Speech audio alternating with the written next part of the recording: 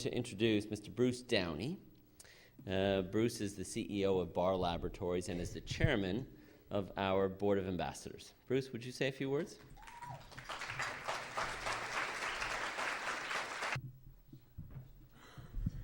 Thanks very much, Doug, and thanks to Norm and Angela for that terrific video. Wasn't that great?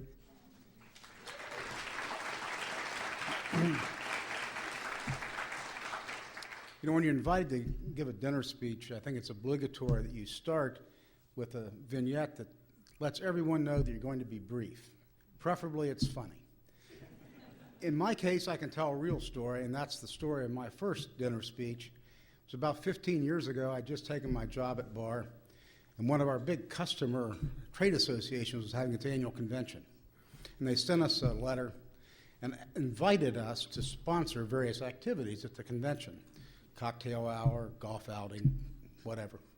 And one of the choices in the menu was sponsor of the board of directors dinner. I said, hey, that's the one for us. You know, we're going to make a splash. We're going to go there. Everyone who's important in the organization will see that we're fully behind it. So we signed up, sent the thing in. About 2 weeks before the event, the sponsor calls me up, the organizer. And he says, you know, it's traditional that the sponsor of the board of directors dinner gets to deliver the dinner address. Would you like to speak to the board? I thought, oh, God, this is even better than I thought. I'm new to the industry. I'm going to get down. I'm going to talk to all these clients, get to meet them. And I said to Doug, his name was Doug also, you know, what should I talk about? You know, this is an important event. And he said, well, you know, you can, any topic you want. I said, well, that's not very helpful, Doug. I want to make a good impression, don't do anything inappropriate. And he said, well, think about the Gettysburg Address. I said, the Gettysburg Address is perhaps the greatest speech ever delivered in America. And he said, it was a great speech, but it was also 3 minutes long. And he said, you're going to be speaking between the cocktail hour and the first course. You have 3 minutes to get your point across. So that's my story, my joke about being brief, and I don't think I can meet my 3-minute deadline, particularly after having told that story, but I will not keep you from your meal long. Since I was assigned the task of the keynote address, it made choosing the topic pretty easy, and the topic that I think we should all celebrate is this meeting, because it is a very special event. It's my second one. I haven't been with it since 1999, but just in the 2 times I've been here, it's been a terrific event. It's been a lot to me. I'd like to share with you what I take away from it, and hopefully what some others can take away from it. I think that Doug mentioned in his remarks, one of the things that makes it special was this. Unlike any other medical meeting I know of, and I've gone to a lot of them, this is disease-centric. This is focused on these diseases that are rare, but profoundly affect those who are afflicted by them, so that everyone who shares an interest in solving the problems these diseases presents welcome. It's patients, it's caregivers, it's clinicians, and it's not just physicians. It's nurses, it's clinical researchers, it's physical therapists. It's a wide range of specialties, even among the physician community, and then ultimately the scientists who do the basic research. And everyone in that community, everyone who shares an interest in the objectives of the meeting is welcome. And I think those different perspectives really help contribute to the success of the meeting, and I think contribute substantially toward the achievement of the goals that we want to accomplish. And I think for me there are really 4 big takeaways as I thought about this afternoon of this meeting. And the first one is the connectivity. These diseases are rare, but they do occur, and they occur to more than one person. And I think all of us who came to this as a patient, as I did, start in a very isolated spot. That was part of Doug Kaplan's, Adam Kaplan's speech today. We were very isolated, and as I said in that interview, I was presented at the emergency room paralyzed after having been walking around the day before, feeling perfectly healthy. And when you're in that spot and you're talking to the resident there in the emergency room, at least he was honest enough to say he didn't have a clue that what was going on. He just knew it was serious. I knew that too. So we were sort of isolated, obviously afraid.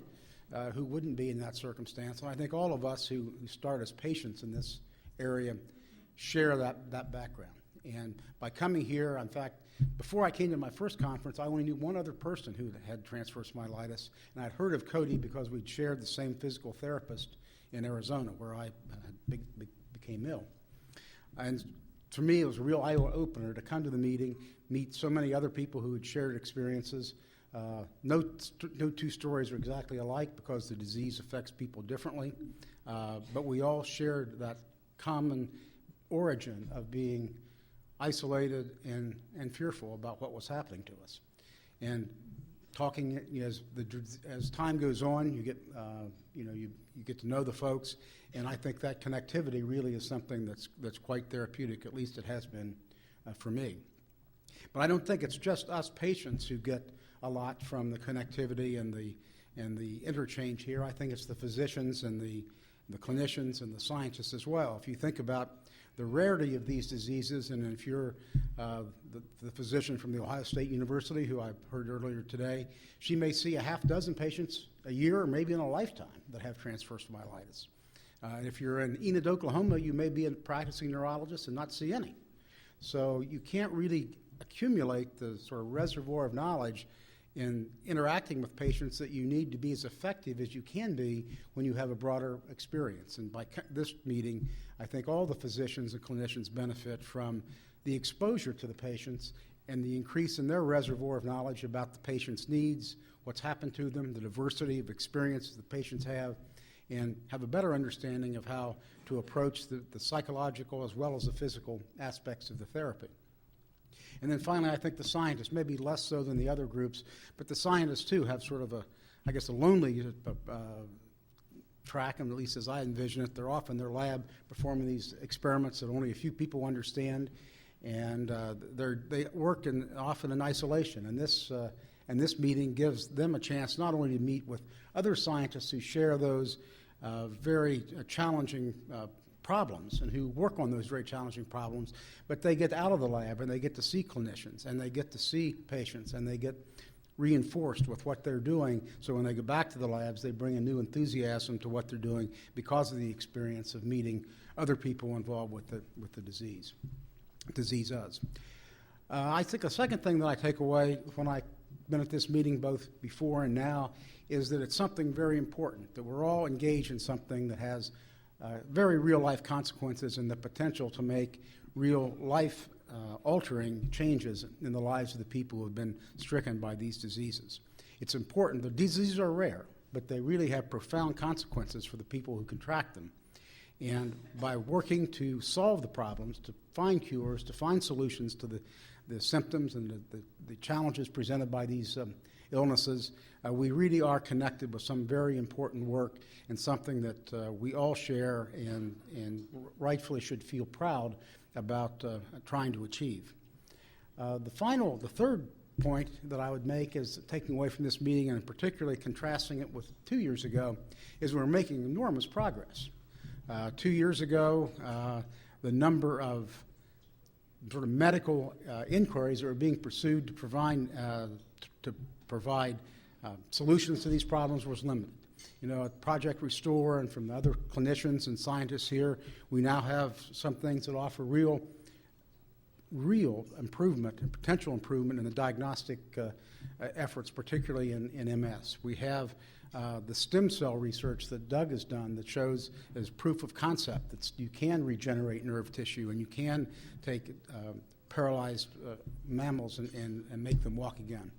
We have a whole number of clinical trials to test therapies that will help improve or could have the potential of improving the care that patients get at the onset of their disease. And I saw today all sorts of new contraptions and devices that the physical therapists can roll out to help us regain function once it's been lost. So across the board, in all of the clinical areas, I see great prospects for what we're seeing. If you sort of compare that, you know, when I got out of the hospital 3.5 years ago, I was sort of hopeful that things would improve. You know, that was sort of the level of anticipation that I had. You know, 2 years ago, I would have said that I was optimistic that things were going to get better. I think we can all walk away from this meeting feeling confident that things are on the rise, that we're going the right direction, and that there'll be real therapies available and real diagnostic tools available in the very near future. I guess the final point that I would take away, and I think this is important, this is where I get to lecture a little bit. When we leave here, there's still a lot to do. And all of us, no matter what our role in this meeting, can make a significant contribution. As a patient, you can help expand this connectivity. You can, as you learn about new patients, you can help talk with them, volunteer your time to ensure that isolation they felt at the onset of their disease is limited in time and scope, and that you can make a real contribution to them overcoming that fearfulness that they undoubtedly feel at the time of the disease onset. You can also volunteer for clinical trials. You can work on new physical therapies. There are many things that we can do as patients that contribute to the ultimate result that we all want to achieve.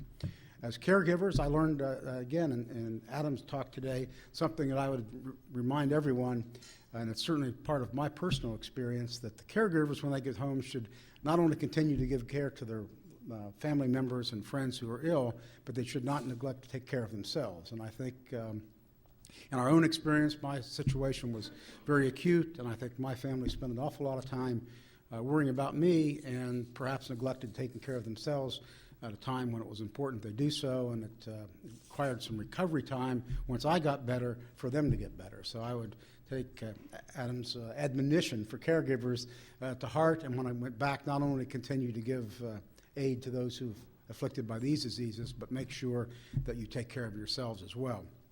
A takeaway, I think, for the clinicians is how much everyone who has these diseases is depending on you to come up with new ideas, new therapies, to pave the way for the type of treatments that we all want. You change ideas here, you have the chance to go home, think up new ideas, new possibilities, bounce them off your colleagues, and move forward with them. Scientists, the same. You can have new experiments that you can perform, new ways to try and unlock the mysteries of these diseases that will help the clinicians convert those discoveries into real therapy. So we all have a role to play. It's like a football team. There are guards and there are tackles and there are running backs, and here there are patients and caregivers and clinicians and scientists, and we ought to all play the role that we have as to the best of our abilities and to the extent of our resources. I guess there's one final function that we all can perform, and that's the function of fundraiser. And that's one big part of Project Restore, the Board of Ambassadors, to help raise money for the type of research that's needed to provide the cures that we want. These things are not inexpensive. It's very expensive to conduct clinical trials. It's very difficult, as someone who's in the pharmaceutical business, it's very difficult for publicly traded pharmaceutical companies to devote resources to rare diseases. And that's because you have a fiduciary responsibility to shareholders, and there's so few patients that even if you are successful, which is not always easy, in fact it's very difficult, it's just not something that it's easy to devote your time to. And so it does require foundations, it requires charitable giving, and it requires universities willing to make the commitments like Johns Hopkins has to fund those trials. And all of us can go out, raise money, give money. There's the Nancy Davis Foundation that's here, represented here, that is certainly a very worthy cause, Project Restore at Johns Hopkins.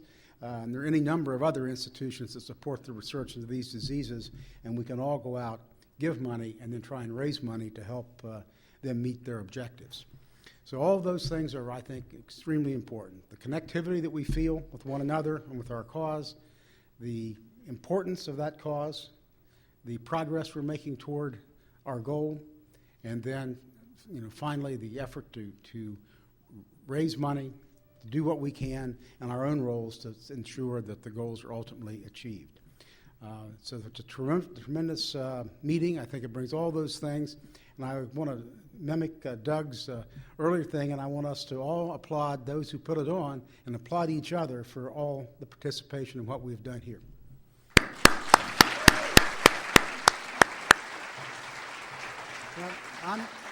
I'm not quite done. I know I'm over the 3 minutes, Doug, but I have two things. One's a personal message, and I don't know the politics of this, This is being sponsored by Johns Hopkins, but what I'm going to say is an exercise of my First Amendment rights, and it's about an event that occurred this week that I think has it's moved me in a direction I never really anticipated. But the Congress of the United States passed a statute, or passed a bill that would have increased access to stem cells for research to treat these and other diseases. And I think that we're all citizens. We all have a congressman, we all have a governor, we all have two senators, and we should make them aware of how we feel about the inability or the veto that was issued to block this effort. I mean, I think it's, in my personal view, we all pay taxes, we all should have a say in how our tax money is spent, and one of the best ways I can think of is to encourage stem cell research. So I would personally encourage everyone here to make their views known and to see if we can have that decision reversed. Just one more.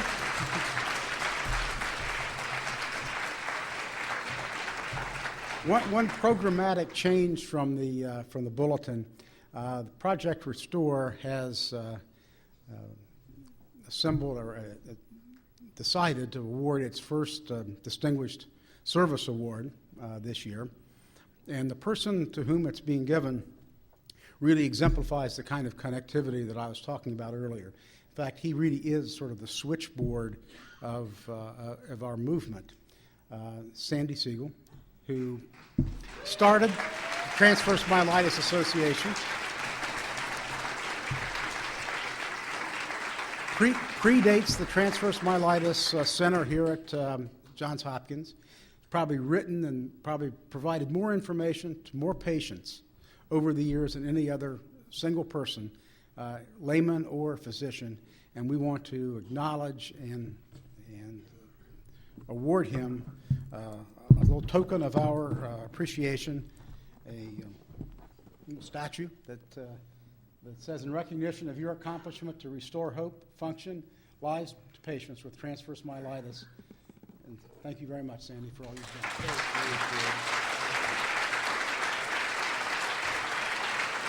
And now I can retire.